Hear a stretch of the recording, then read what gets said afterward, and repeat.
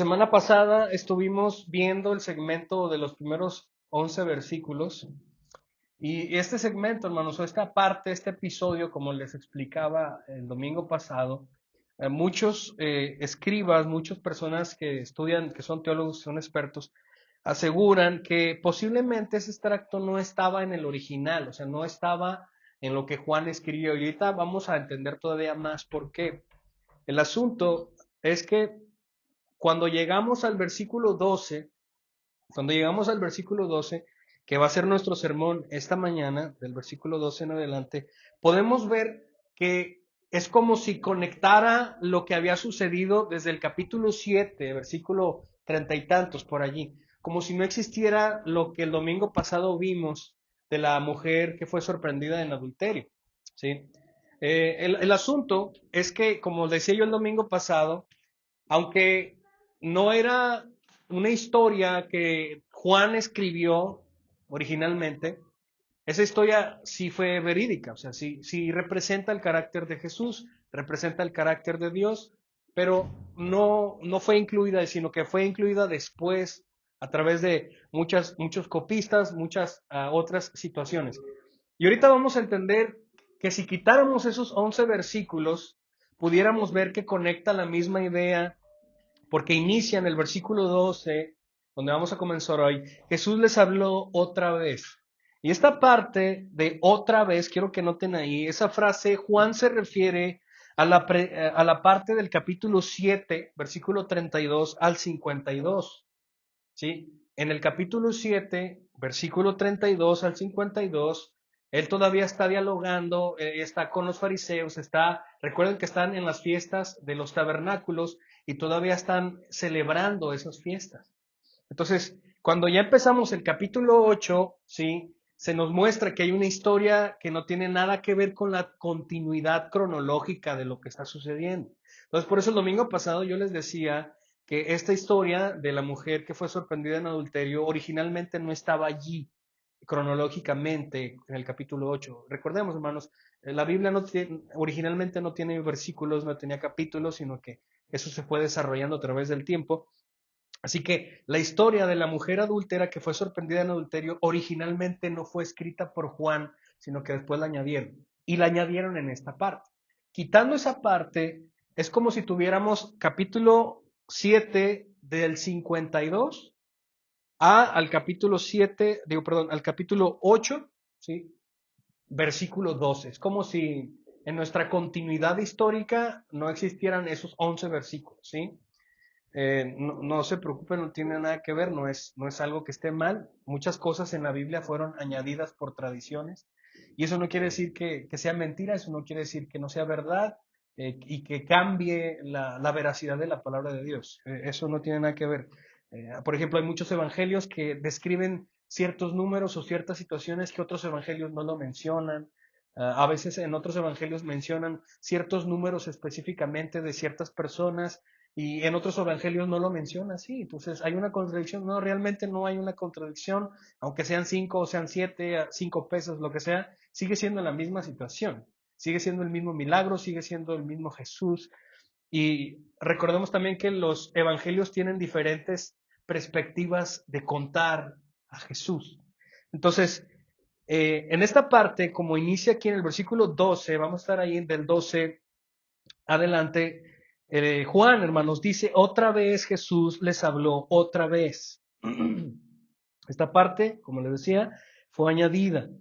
Así que el Señor otra vez comienza a enseñarles en la multitud y comienza a enseñar ahora esta declaración, hace esta declaración. En este bosquejo que tenemos, que vamos a hacer, hermanos, en estos versículos, hasta el versículo 19, ¿sí? Vamos a estar hasta el 19, del 12 al 19, bueno, al 21, pero vamos a intercambiarlo. Voy a empezar desde el versículo 20 y después voy a comenzar después del 20 al 12.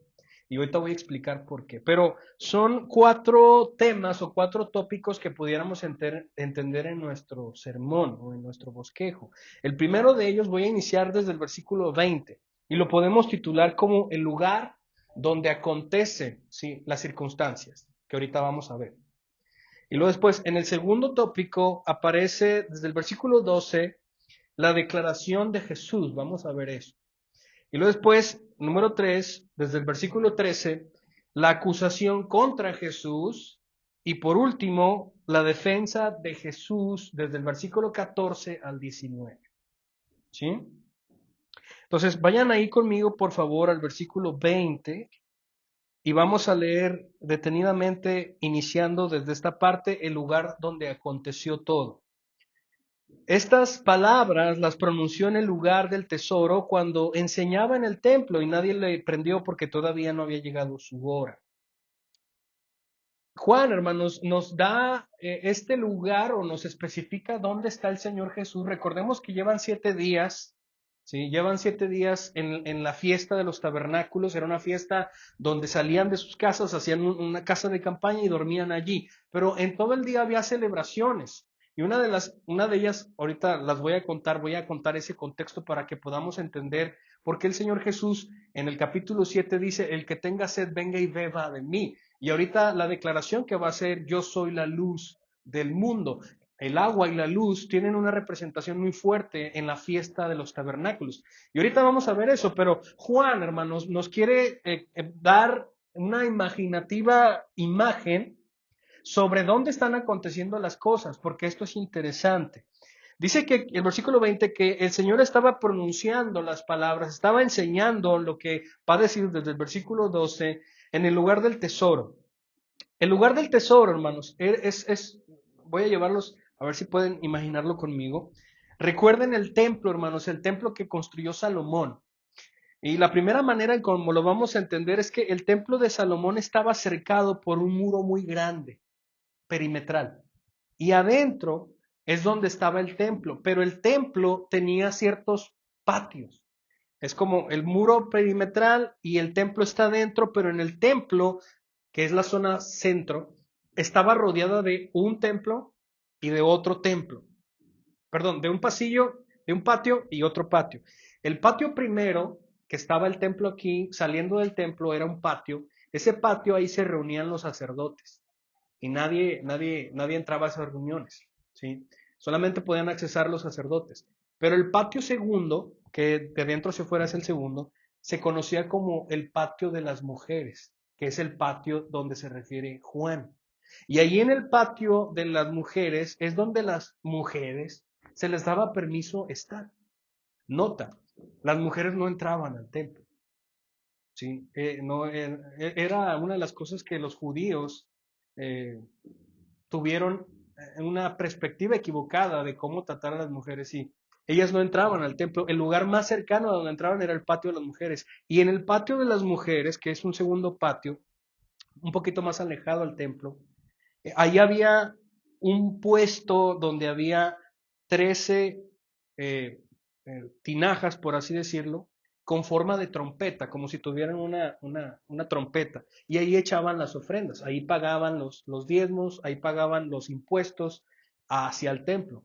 Entonces, ahí es donde la historia en Mateo, no sé si recuerdan, cuando el Señor les dice a los discípulos, ven a aquella mujer, ella echó más que todos. ¿Recuerdan esa historia? Porque echó todo lo que tenía. Bueno, es en ese lugar donde pasó eso también. Bueno, en ese lugar, en el lugar del patio de las mujeres, es donde el Señor Jesús está allí predicando y enseñando. Y es un lugar interesante porque en el lugar del patio de los sacerdotes era un lugar exclusivo solamente para ellos, pero en el lugar del patio de las mujeres estaba todo el mundo. Estaban hombres, estaban mujeres judíos, porque por otro lado está el patio de las mujeres, está el patio de los sacerdotes, está el templo, está cercado, y aquí del lado izquierdo, de mi izquierda, había otro patio donde se reunían los gentiles, donde los simpatizantes que querían ser adoradores de Yahweh, que eran gentiles, se convertían al judaísmo y allí es donde ellos estaban. ¿Sí? Había una distinción, hermano, los judíos siempre fueron así, muy como de que nosotros somos los judíos, ustedes son la chusma. Entonces, y aún hasta con sus mujeres. Entonces, el Señor Jesús estaba allí predicando. ¿Sí pudieron imaginarlo conmigo un poquito?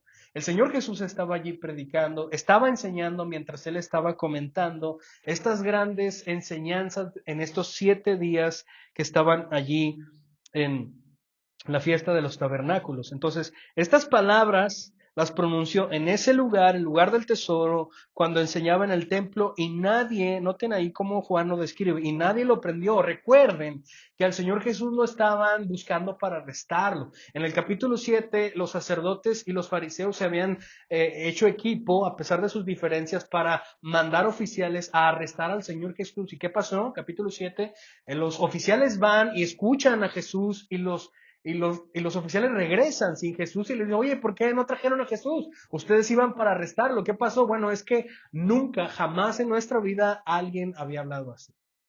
Ellos quedaron impresionados de la persona y de la acción y de cómo hablaba el Señor Jesús. Entonces, el plan era arrestar al Señor Jesús. Ese era el plan. Pero Juan nos dice que él estaba en público. Recuerden que la fiesta de los tabernáculos era una fiesta masiva en Jerusalén. Había mucha gente, pero nadie le prendió porque todavía no había llegado su tiempo. Noten allí, hermanos, Dios tiene un tiempo para todo.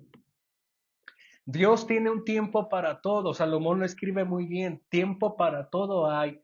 Y el Señor ha decretado que haya un tiempo para todo. ¿Sí? Así que muchas de las veces nosotros pensamos y estamos insatisfechos con la vida que tenemos, hermanos, y muchas de las veces es por nuestra culpa porque no hemos hecho lo que tenemos que hacer, pero aún en esa situación, aun que siga siendo nuestra culpa, Dios ha decretado que así sean muchas cosas de nuestra vida. ¿Te esfuerzas tanto en la vida? ¿Te esfuerzas tanto de aquí para allá y no tienes? Hermano, es Dios. ¿Recuerdan el contexto de Ageo? Que tenían sus prioridades desubicadas. Y el Señor les dice, hey, trabajan tanto y no tienen. Cosechan demasiado, perdón, siembran demasiado, pero no cosechan nada. Bueno, yo lo hago. Yo hago que no tengan, porque sus prioridades están desenfocadas. Dicen, sus casas están muy bonitas, pero mi casa está en ruinas. ¿Cuándo van a reconstruir mi casa? ¿Recuerdan el contexto de Ageo, hermanos, de Iglesia Bíblica, miembros? Ellos estaban bien entusiasmados porque su casa, porque sus posesiones fueran bonitas, estaban regresando de Babilonia, recuerden. Entonces Israel, Jerusalén está destruido y sus casas están destruidas. Entonces, lo primero que les preocupa es su estabilidad antes que el Señor. Y el Señor les dice, no, así no son las cosas. Primero soy yo. Primero es mi casa y luego después ustedes. Entonces, cuando ellos entienden, el Señor comienza a bendecir sus vidas. ¿Sí? Entonces, hay una mala interpretación, hay esa forma de pensar diferente, equivocada. Entonces, el lugar donde él está predicando, nadie lo puede apresar porque todavía no ha llegado el momento. Así como el Señor, hermanos, ha dado la manera, la vida que tú tienes, donde tú estás, las cosas que han sucedido y sucederán, han sido probadas y decididas por Dios. ¿Sí? Eso no quiere decir que todo lo que sucede en tu vida te va a hacer feliz. Si Él no escatimó entregar a su Hijo a la cruz, tú y yo, ¿qué esperamos? Esperamos ser más felices que Jesús, que fue a la cruz. Hermano, nuestro Dios no es como nosotros creemos muchas veces. Así que el Señor está en control de su Hijo, Él está en control de las circunstancias, a tal grado que quieren matarlo, pero el Señor no se los permite. No se los permite. Vamos al versículo 12, la declaración de Jesús. Jesús les habló otra vez, conectando al capítulo 7, versículo 32, dejando a un lado lo que pasó con la mujer adúltera, diciendo, yo soy la luz del mundo. El que me sigue no andará en tinieblas, sino que tendrá la luz de la vida. Hermanos, esta declaración que el Señor Jesús hace, yo soy la luz del mundo, forma parte de la segunda declaración del yo soy de Jesús. ¿Sabes tú? Si tú lees detenidamente el Evangelio de Juan, te vas a encontrar con 7 declaraciones que el Señor Jesús hace de sí mismo cuando dice yo soy. La primera de ellas, ¿alguien la recuerda? ¿Ya la vimos? Yo soy el pan que bajó del cielo. ¿Recuerdan esa frase? El que lo come tendrá vida. Y el que bebe mi sangre no morirá jamás y yo lo voy a resucitar en el día final. La primera declaración que hace el Señor Jesús de sí mismo es diciendo yo soy el pan que da vida. La segunda declaración que él hace del yo soy, de los 7 yo soy que él menciona en el Evangelio de Juan, es esta declaración, yo soy ego, ego eimi, que es la declaración, yo soy, ego, yo soy la luz del mundo.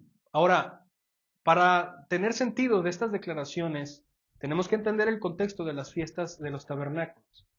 En el día de los 7 días de fiesta, el sumo sacerdote, acompañado de los demás sacerdotes y el pueblo, salían a tomar agua en un cántaro, ¿sí? En el día. Salían a tomar agua en un cántaro del pozo del agua y mientras regresaban al templo iban cantando, iban en fiesta y cuando llegaban al templo el sumo sacerdote vertía el agua como un sacrificio al Señor en el piso, en el lugar de adoración, lo vertía como una adoración y recitaban ciertos pasajes del Antiguo Testamento y cantaban al Señor, ¿sí? El agua la vertían. Es por eso que el Señor también utiliza esa declaración para decir, yo soy el agua viva. Entonces, Él está tomando figuras de lo que está sucediendo en el contexto de las fiestas de los tabernáculos para hacerles realmente pensar a las personas que Él es más importante que lo que está sucediendo. Él es realmente el verdadero significado de estas fiestas. Así que el sacerdote tiraba esa agua, venía esa agua, la agua era una representación de adoración al Señor y de agradecimiento, y el Señor Jesús dice, yo soy el agua, el que tenga sed, no vaya al pozo y saque agua, no, venga a mí y yo le voy a dar agua y jamás va a tener sed. Y en la declaración que está haciendo aquí en el versículo 12, Juan nos dice que él empezaba y él dijo, yo soy la luz del mundo. En la noche de estos 7 días, eso es lo que hacían en el día, iban y secaban el agua. El Señor dice, yo soy el agua. En la noche había 4 candelabros, hermanos, había 4 torres grandísimas en los patios en el patio del tesoro, donde Juan nos dice en el versículo 20, en el patio de las mujeres, y en las noches las encendían y alusaba todos los patios y alusaba todo el lugar. Tanto era la luz que en la oscuridad, en medio del templo de Jerusalén, se alcanzaba a ver todo el resplandor de la luz de esas 4 antorchas grandes, eran antorchas grandes que alusaban todo el templo. Y el Señor en la noche, hermanos, alcanza a entender eso, alcanza a ver eso, y al día siguiente Él habla y dice, yo soy la luz del mundo. Esta declaración, yo soy la luz del mundo, hermanos, es interesante porque aquí deja ver algo muy impresionante del Señor Jesús. Él era un predicador excelente, perfecto, a tal grado que él utilizaba las ilustraciones que los judíos entendían. De hecho, eso es ser un buen predicador. No es tanto hablar rimbombante y decir datos y datos. No, realmente la preocupación de un buen predicador es que tú me entiendas lo que la palabra de Dios está diciendo. ¿Sí? De nada sirve que yo les hable griego, que yo les hable hebreo, que yo les diga aquí y allá y no me entiendan. El Señor miraba las ilustraciones mismas de la vida y de lo que sucedía y lo aplicaba a través de su palabra. Entonces, cuando Él dice, yo soy la luz del mundo, utiliza esa misma ilustración de esas 4 antorchas que estaban en el patio de las mujeres. Y algo interesante, hermanos, que quiere decir es que estos títulos del yo soy el agua viva, yo soy el pan que descendió del cielo, ahora yo soy la luz del mundo, son títulos divinos. Son títulos divinos. En el Antiguo Testamento, las declaraciones de la luz siempre estaban ligadas con la divinidad, siempre están ligadas con Dios. El Salmo 27:1 dice, el Señor es mi luz y mi salvación. ¿De quién temeré? El Señor es la fortaleza de mi vida. Noten cómo utiliza esa misma declaración. El Señor es mi luz y mi salvación. ¿Quién? Dios. Isaías 60:19 dice, ya el sol no será para ti luz de día, ni el resplandor de la luna te alumbrará, sino que tendrás el sol por la luz eterna y a tu Dios por tu gloria. Noten eso, Dios es luz. Dios es luz. De hecho, Juan, hermanos, en el primer capítulo utiliza esa misma declaración, en el capítulo 1, cuando dice que Jesús vino, la luz vino a los hombres, dice, y alumbró al mundo, pero ellos no quisieron la luz del Señor, ¿sí? Porque amaban más las tinieblas que la luz. Y ahorita vamos a ver eso. Malaquías capítulo 4, versículo 2 dice, pero para ustedes que temen mi nombre se levantará el sol, la luz, sol de justicia con la salud en sus alas, y saldrán y saltarán como terneros del establo. Noten esas descripciones, y así pudiéramos ver muchos pasajes del Antiguo Testamento que hablan acerca de la deidad de Dios con este mismo título de que Dios es luz. Hermanos, la luz es energía, como lo menciona la física. No sé, no recuerdo cuántos kilómetros por segundo recorre la luz, pero son muchos, muchos y miles de kilómetros por segundo que recorre la luz. Cuando tú enciendes la luz, hermanos, instantáneamente a nuestros ojos prende, ¿verdad? Pero hay una velocidad impresionante que se mueve allí. La luz es energía como el sol que irradia luz. Si no hay luz, hermanos, si no hay luz, vivimos en oscuridad. Si no hay luz, no podemos percibir los colores. ¿Tú sabías eso? Que la luz del sol, hermanos, la luz de la energía puede hacer que los colores resalten realmente. Si no hay luz, todo es oscuro, todo es gris. No hay vida, no hay colores. Así que la luz es interesante en cómo, de alguna manera físicamente, eh, podemos ilustrar eso. Es energía que nos deja ver realmente cómo son las cosas. Eliminan la ceguera. Podemos caminar sin tropezarnos porque podemos ver. Es verdad, ¿verdad? Así que el Señor hace esa declaración: yo soy la luz del mundo. Y quiero que noten esto. El Señor dice aquí que Él es la luz del mundo. Él no dice, yo soy la luz de los judíos. ¿Sí notan eso? Él no está diciendo, yo soy la luz de ustedes judíos. ¿Por qué, hermanos? Y esto lo hemos dicho en muchas ocasiones a lo largo del Evangelio de Juan. El Señor no solamente vino a salvar a judíos, aunque los judíos pensaban que sí. Los judíos creían que el Mesías solamente iba a venir para los judíos, y todos los demás que no fueran judíos iban a irse al infierno, iban a ir a la ira de Dios. Así que los judíos siempre por eso también creían y tenían un ego muy inflado, creyendo que ellos eran solamente los elegidos de Dios. Ellos solamente eran los que Dios eligió para que fueran su pueblo desde Abraham. Pero no, hermanos, el Señor no solamente vino a los judíos, vino a los gentiles, vino a los esclavos, vino a los enfermos, a los necesitados, a los que no pertenecían al pueblo, como dice Pablo en Romanos, y a los que antes no eran pueblos los llamaré pueblo mío. El Señor vino por ti, a pesar de que no fueras judío. Vino a alumbrar a todo el mundo, de toda pueblo, lengua y nación. Jesús no está diciendo, hermanos, que es la luz de los judíos, sino es la luz del mundo. El mundo está bajo la influencia, hermanos, de la oscuridad, de la muerte, de la maldad. Esta semana, en las noticias he visto, no sé por qué me salen a veces muchos videos de muchos temas relacionado a la violencia que hay. No sé si se han fijado que hay videos donde gente graba siendo Uber o en su moto, donde gente está peleando en las calles, donde la gente empiezan a pelearse mientras van manejando. ¿No han visto esos videos? Que te echan en la camioneta, que te sales y hasta chocas. Y hay gente, por ejemplo, en Estados Unidos también pasa mucho eso de que vas en una moto y una mujer, una anciana, algo no le pasó, que fueras por ahí, se para y te empieza a grabar y te empieza a insultar y te empieza como, oye, yo no te conozco, ¿por qué reaccionas así? Bueno, el mundo pareciera que está loco, hermano. Y no se diga más por las guerras que están sucediendo hoy día, ¿no? Los bombardeos, los niños muriendo por bombas y misiles que están pasando hoy mismo. El mundo está mal, el mundo está enfermo, el mundo está loco. Realmente, hermanos, el mundo por sí solo, tú y yo, nos vamos a entender, vamos a darnos la razón mutuamente de que el mundo está bajo oscuridad. No te tengo que comprobar nada, ni tú a mí, de que el mundo está bajo el maligno, el mundo está bajo oscuridad. Además, hermanos, muchas cosas horripilantes están sucediendo en el mundo porque están bajo la oscuridad. Están ciegos, están en incredulidad, tienen un corazón de ceguera y no alcanzan a ver la gloria de Cristo. El mundo está bajo la muerte, el mundo está bajo el maligno. Eligieron ellos, hermanos, la oscuridad porque sus obras eran malas, como dice Juan también, pero aquellos que han sido iluminados con la luz de Cristo pueden ver. pueden ver a Cristo, pueden ver su gloria, pueden ver cómo realmente Dios nos ha diseñado para vivir, cómo corregir nuestro camino para poder vivir bajo su señorío realmente como es.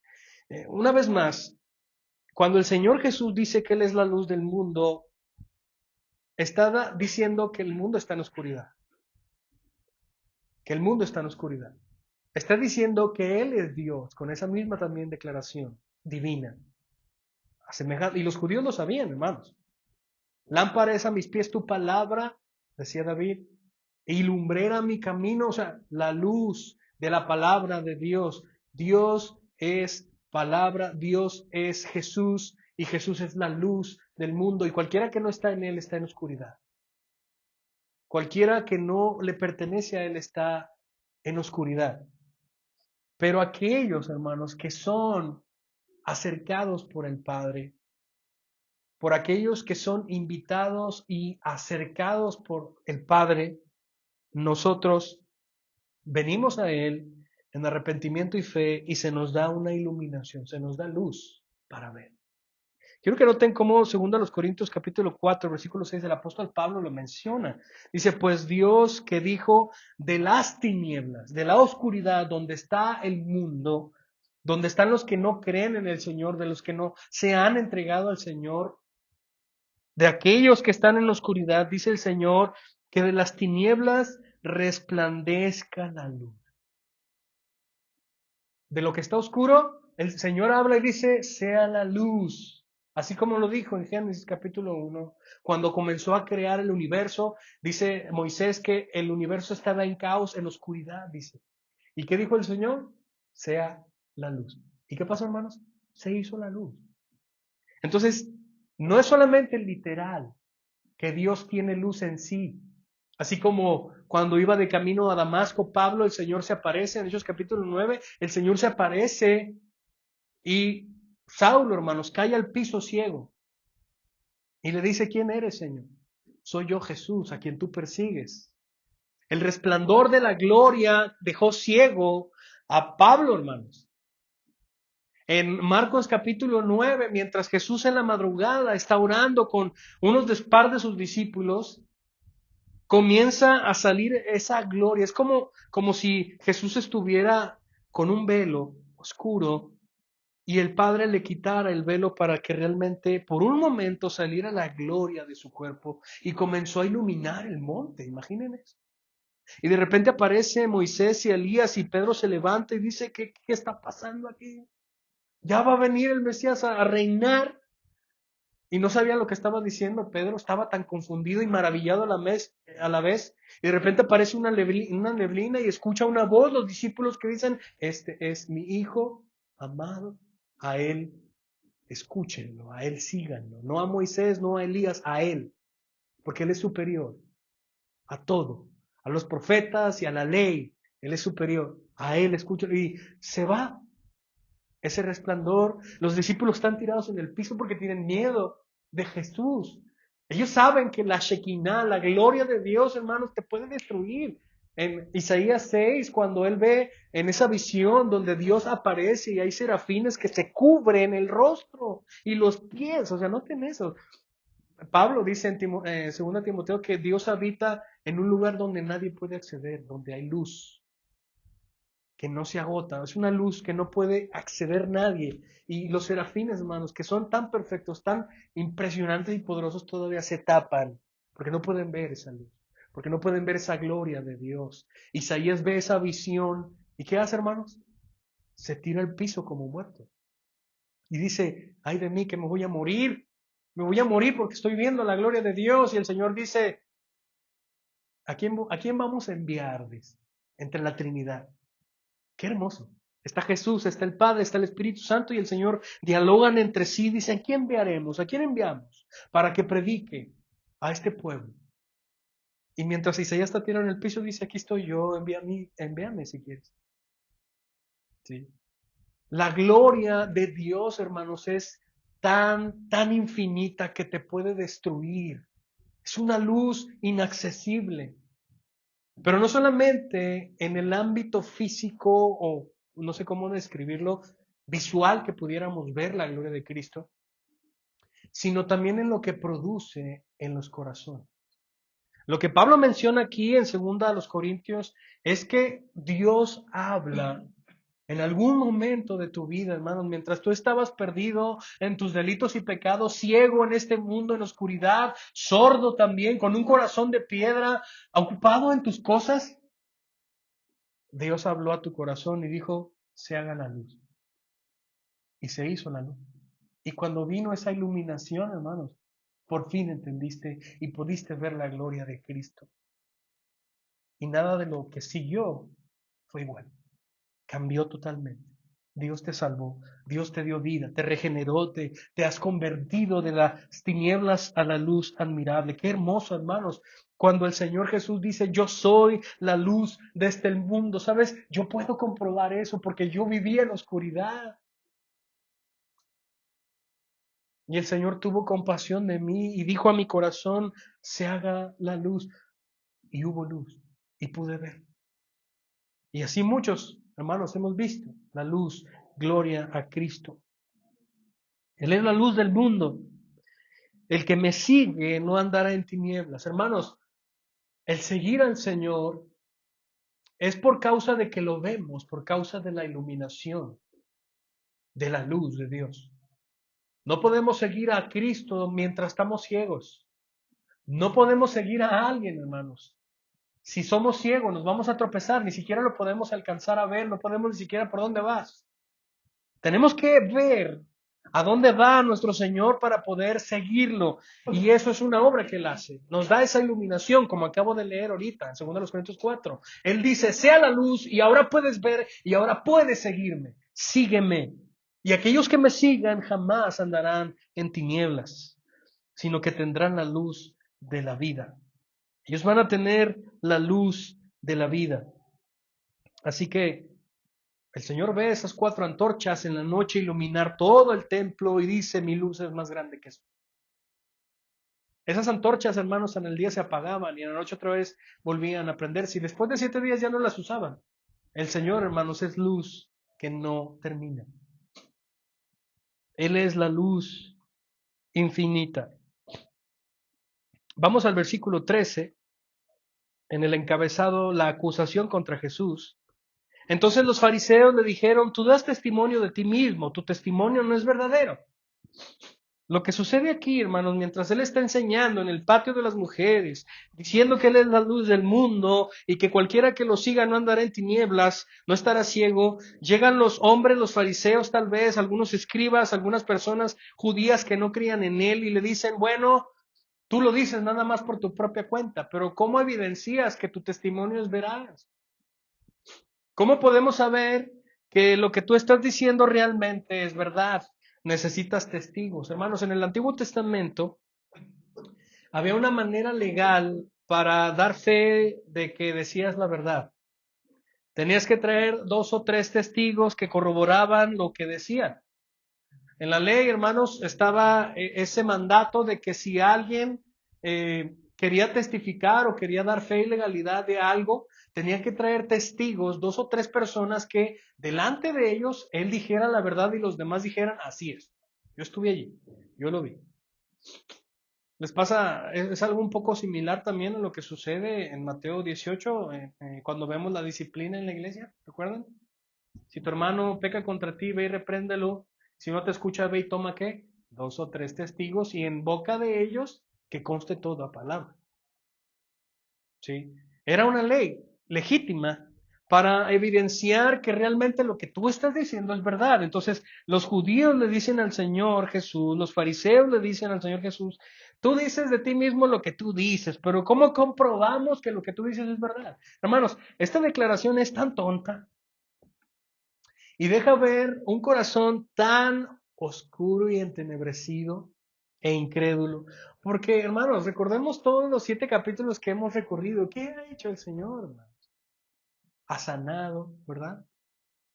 De hecho, sanó a una persona que tenía tantos años, casi 40 años, enfermo en el día de reposo y por eso lo quieren matar. O sea, los fariseos saben que Jesús ha hecho cosas y ha dicho cosas que son irrefutables de que Él es el Mesías. Y todavía están pidiendo 2 o 3 testigos para que ellos digan que lo que Jesús está diciendo es verdad. Por favor, por favor. Hasta caen gordos, ¿no? Vamos a meternos aquí a la Biblia y vamos a agarrarnos ahí con los fariseos. Unos golpes santos con ellos. Perdón. Entonces, ellos le dicen al Señor, tú das testimonio de ti mismo.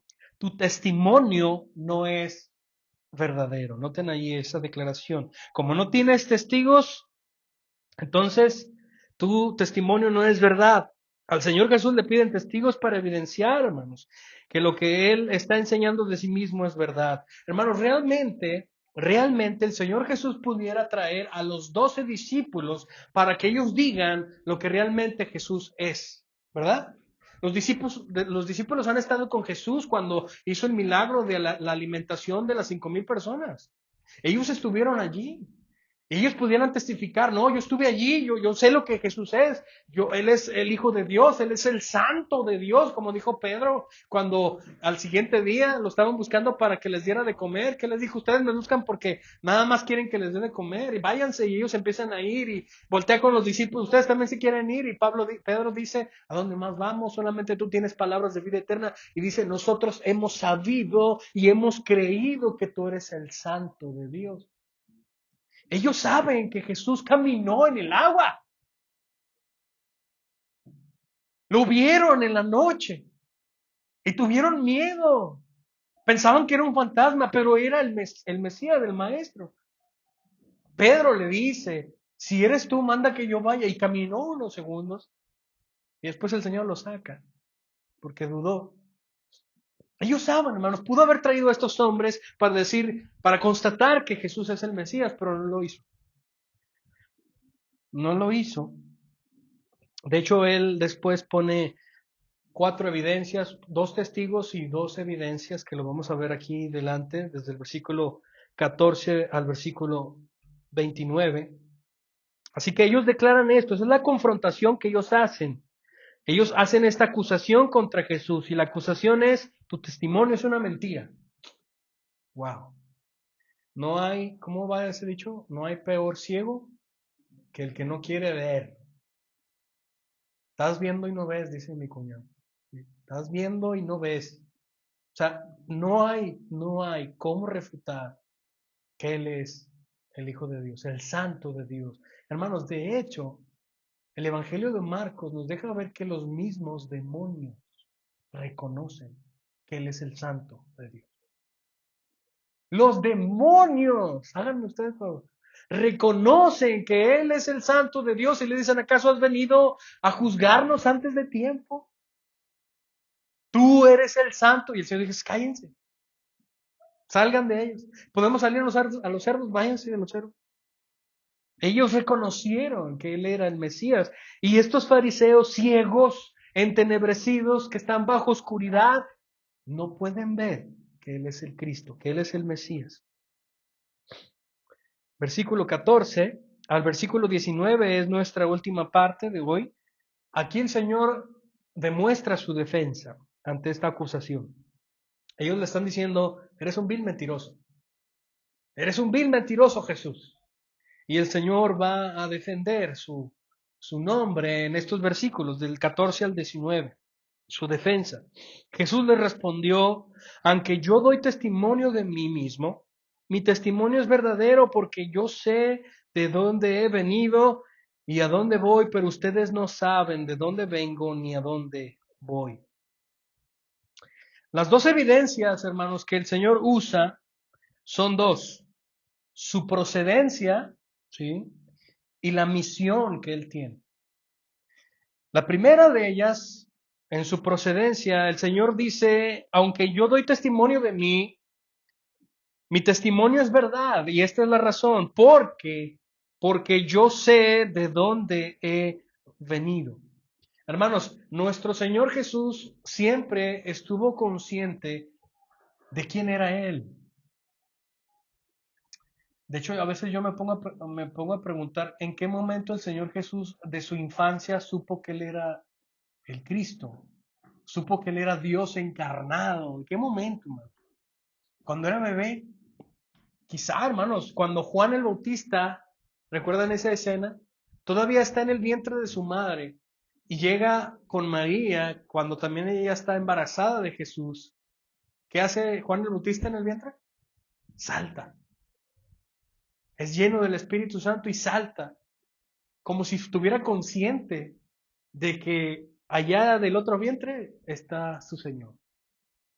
No sé, hermano, no sé, no, la Biblia no lo especifica, pero yo creo que el Señor Jesús supo eso de alguna manera siempre, a que Él venía del Señor. Y lo interesante en la procedencia del Señor, Juan capítulo 16, versículo 28, y llegaremos ahí si Dios nos lo permite, noten cómo lo dice, yo salí del Padre y he venido al mundo. Yo sé de dónde he venido, dice él. Y en el versículo 28 del capítulo 16 dice, yo salí del Padre, provine de Él, fui enviado de Él allá en el cielo, en la eternidad, donde nadie puede acceder. Bueno, yo estaba con Él y yo vine de allí. Como dice Pablo en Filipenses 2, que Él se despojó de qué? De su gloria. Como cosa que no se aferró, Él se despojó de su gloria y se hizo hombre. Salí del Padre y he venido al mundo de nuevo, dejo el mundo y voy al Padre. Está a pocos días de ser muerto en una cruz, en este versículo. Él dice, yo vengo del Padre, yo sé de dónde vengo y a dónde voy. Noten la segunda parte, y a dónde voy declara la misión del Señor Jesús. El Señor Jesús sabía por qué estaba aquí. En algún momento, hermanos, en su ministerio, el Evangelio de Mateo nos deja ver que Jesús está en la sinagoga y toma un rollo del Antiguo Testamento de Isaías y comienza a leer ese rollo. ¿Recuerdan esa frase, ese texto? Cuando él dice que el Espíritu del Señor está sobre mí, por lo cual me ha ungido para dar a conocer las buenas nuevas de salvación, para dar libertad a los presos, para sanar enfermos, para dar vista a los ciegos. Y dice, bueno, ese día se cumple hoy. ¡Wow! Ese día se cumple hoy. Era una profecía que hablaba de él, del ungido del Santo de Dios. Y el Señor estaba diciendo eso, y dice, hoy se cumple eso. Hermanos, la misión del Señor, el ministerio del Señor era dar a conocer el reino de su Padre. Él fue enviado para dar a conocer el reino de su Padre. Un reino, hermanos, donde pone de cabeza toda nuestra vida, en el buen sentido de la palabra. ¿Recuerdas cuando te enamoraste? O te pregunto, ¿has estado enamorado alguna vez?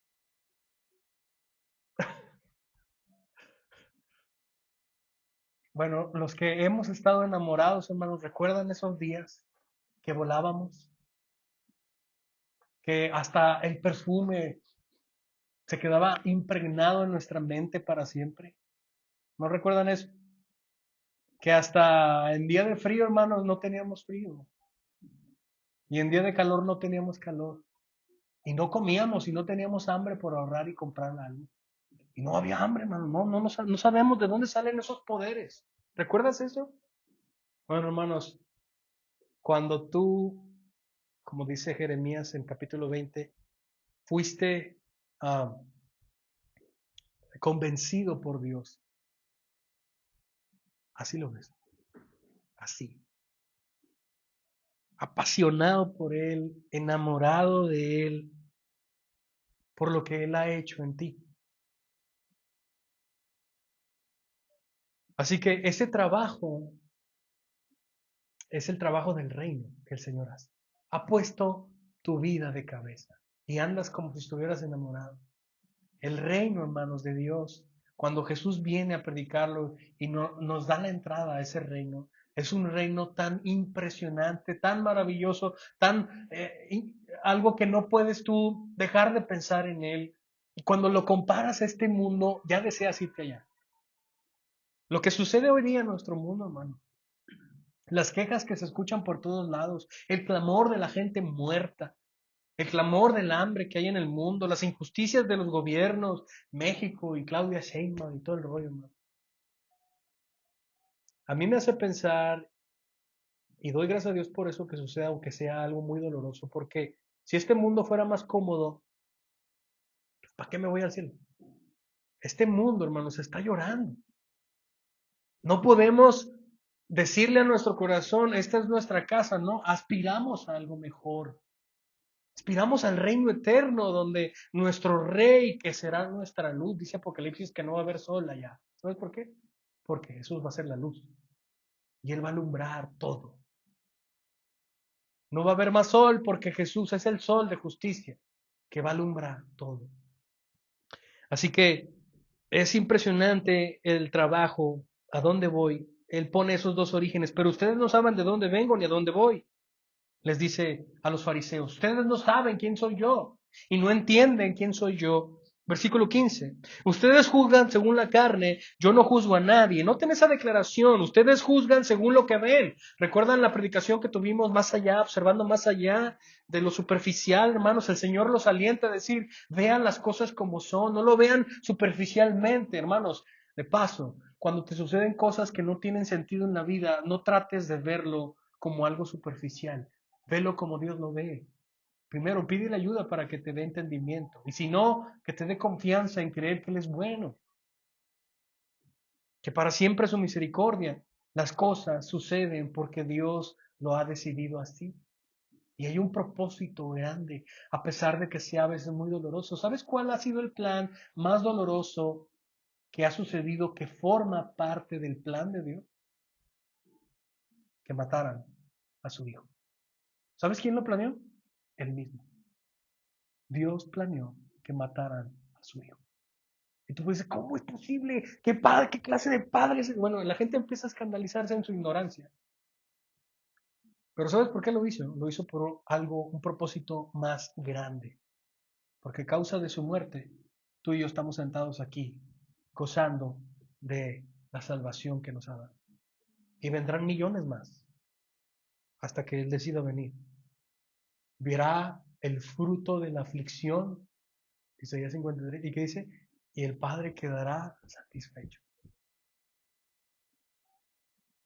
Así que intenta ver cómo el Señor ve las cosas. No juzgues según la carne. Yo no juzgo a nadie. Esta declaración, hermano, no quiero que se malinterprete, porque el Evangelio, al final, de hecho el apóstol Pablo dice que todos vamos a ser juzgados conforme a mi Evangelio que predico. Pablo diciendo, conforme al Evangelio de Jesucristo, vamos a ser juzgados. La Biblia en el Nuevo Testamento dice que el juez va a ser Jesucristo. Cuando estemos delante de Él, hermanos, el juez va a ser el Señor también. Así que no es que Él no vaya a juzgar, sino lo que a lo mejor podemos entenderlo, yo no juzgo a nadie, Él está diciendo, yo no juzgo a nadie según la carne. En otras palabras, lo que Jesús está diciendo aquí es, yo no juzgo como ustedes, que ve superficialmente, no, yo veo el corazón. Versículo 16, pero si yo juzgo, mi juicio es verdadero, porque no soy yo solo, sino yo y el Padre que me envió. Aquí una vez más, hermanos, las dos evidencias que acaba de poner ahorita, ahora lo conjuga con dos personas que testifican, o dos testigos que testifican que Él es el Cristo, que lo que Él está diciendo es verdad y no mentira, como decían los fariseos, versículo 16. Mi juicio es verdadero porque ahí está la primera persona de la evidencia, yo mismo. Porque no soy yo solo, sino yo mismo y el Padre que me envió. Las dos personas que pone como testigos para decir que Él está enseñando la verdad es Él mismo y su Padre. Hermanos, y si hacemos un reencuentro en el Nuevo Testamento de cuántas veces Dios habló y los demás escucharon. Yo lo acabo de mencionar ahorita, Marcos 9, se escucha una voz. Y también, ¿sabes dónde se escuchó una voz? ¿Recuerdas? Juan, capítulo 2, creo.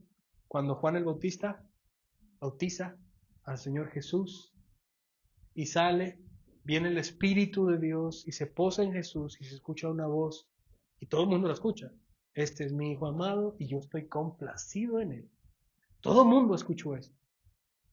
Ellos sabían el testimonio más, hermano, si Dios habla, ya mejor guarda silencio. Ya decía mi papá un dicho, ya no digas más porque te ensucias. El Señor Jesús está poniendo de evidencia a su mismo Padre celestial, no a su padre José, porque de hecho ni era su padrastro. Y versículo 17 dice, aún en la ley de ustedes está escrito que el testimonio de dos hombres es verdadero. Yo soy el que doy testimonio de mí mismo y el Padre que me envió da testimonio de mí. Al no ser suficiente, hermanos, las dos evidencias, él menciona a él mismo y a su mismo Padre. Versículo 19. Entonces le decían, ¿dónde está tu Padre? Hermanos, un ciego que no quiere ver, no importa cuántas evidencias le des, para él no son suficientes. A estas alturas de mi vida, hermanos, en el ministerio, eh, yo creo que el Señor me ha ayudado a tener un carácter un poquito distinto, de paciencia, en el sentido de que hay mucha gente que le gusta debatir y pelear teológicamente, y más en Facebook, en las redes sociales. Y a mí a veces de muchas controversias que existen, de que si se pierde la salvación, que si que el anticristo va a ser de Rusia, que cosas que a veces que ni tienen sentido la misma controversia. Y a veces hasta uno piensa, ya no me voy a meter allí, o sea, como ustedes piensen lo que quieran, Dios los bendiga, échenle ganas, ¿no? Nosotros seguimos haciendo lo que tenemos que hacer. Porque a la gente que no quiere creer, hermano, yo creo que muchas de las veces debe de haber un límite. No echéis vuestras perlas a los cerdos, dice la palabra de Dios. Muchas de las veces hay gente que no quiere creer. Después de una vez que le dijiste, después de otra vez que le dijiste, después de muchas veces que le has predicado el Evangelio y le has testificado de que Cristo salva y transforma y da vida. Y esas personas no quieren a Jesús, no quieren ver su divinidad, no quieren creer y arrepentirse en su vida. Bueno, hermano, ya no puedo hacer nada por ti. Dios te bendiga, seguiré orando por ti, pero allá tú. Ya no puedo hacer nada más. El Señor da no solamente las dos evidencias. Yo fui enviado de Dios y yo tengo un plan aquí, tengo una misión. Ahora dice, yo mismo hablo por mí como testigo y mi Padre habla como testigo por mí. Versículo 20, estas palabras las pronunció en el lugar del tesoro donde ahorita veíamos lo que mencionaba. La incredulidad, hermanos, de los fariseos era tan grande que no alcanzaban a ver porque estaban ciegos. Estaban bajo la oscuridad. A pesar de que el Señor es la luz, ellos se aferraron más a sus tinieblas. Voy a dar la introducción al 21, lo vamos a ver el próximo domingo. Entonces Jesús les dijo de nuevo, yo me voy y me buscarán, y ustedes morirán en sus pecados, a donde yo voy ustedes no pueden ir. Y esta declaración, hermanos, es la anticipada situación de su crucifixión y muerte. Yo quiero que apliquemos este sermón, hermanos, de lo que hemos visto. ¿Cuánta oscuridad hay en tu corazón? ¿Cuánta ceguera hay en tu corazón? Los que somos, hermanos, salvados, todavía, a pesar de que ya hemos sido salvados, todavía hay estragos de oscuridad y de incredulidad. Y el Espíritu de Dios, ¿sabes qué es lo que hace todo el tiempo? Tratando de sacarlo, enseñándote, empujándote, dándote los dones que Él tiene en su poder para que puedas tú parecerte más a Cristo y dejando de parecerte a ti. Pero los que no han sido salvados, los que no se han convertido al Señor, no han venido en arrepentimiento en fe al Señor, ellos siguen en la oscuridad. Y créeme, cuando no hay luz, no puedes ver. Y eso es más profundo de lo que parece. Cuando no hay luz, hermanos, no hay un entendimiento del propósito de la vida. Y malgastamos el tiempo, malgastamos la vida, malgastamos los recursos, buscando felicidad en algo que nunca te vas a hacer. Y cuando prenden la luz, te das cuenta que estabas bien lejos, bien perdido. No sé si les ha pasado que a veces en las madrugadas que te levantas y no quieres despertar a nadie, no prendes el foco y andas ahí como... Tú ya más o menos sabes dónde están las cosas, ¿no? Pero estás buscando unas pastillas o algo en la madrugada. Bueno, pues prendes la luz y no, me estabas bien perdido. Estabas casi en el baño, no era aquí el lugar, era allá. Bueno, eso es el entendimiento que viene cuando Cristo abre tus ojos y te saca de la oscuridad. Lo que tienes que hacer es venir en Él, venir a Él en arrepentimiento y fe. Cree en Él. Deposita tu confianza en Él, en su persona, en quién es Él. Él es Dios encarnado. Y Él es bueno y Él es misericordioso. Y deposítalo en su acción, en lo que Él hizo. Él vino a la cruz por ti, por mí, a salvarnos, a sacarnos de la oscuridad, a sacarnos de la muerte. Y si tú puedes creer eso y abandonar tu vida, eso es arrepentimiento. ¿Recuerdan en la escuela bíblica el miércoles lo que vimos? Es regresar a Dios, cambiar tu forma de ser. Pero no es algo que tú haces, es algo que el Espíritu de Dios hace. Él cambia tu corazón. Tú ibas de camino a un lugar, llega el Espíritu de Dios y te cambian los planes y voluntariamente tú regresas al Señor, abandonando lo que al Señor le ofende. ¿Sí? Así que ven a Él en arrepentimiento y fe, ven a Él, que Él está con los brazos abiertos porque Él puede salvarte y Él quiere salvarte.